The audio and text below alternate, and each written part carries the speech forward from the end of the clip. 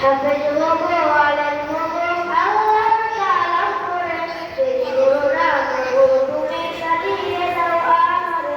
হাফেজ হব আলেম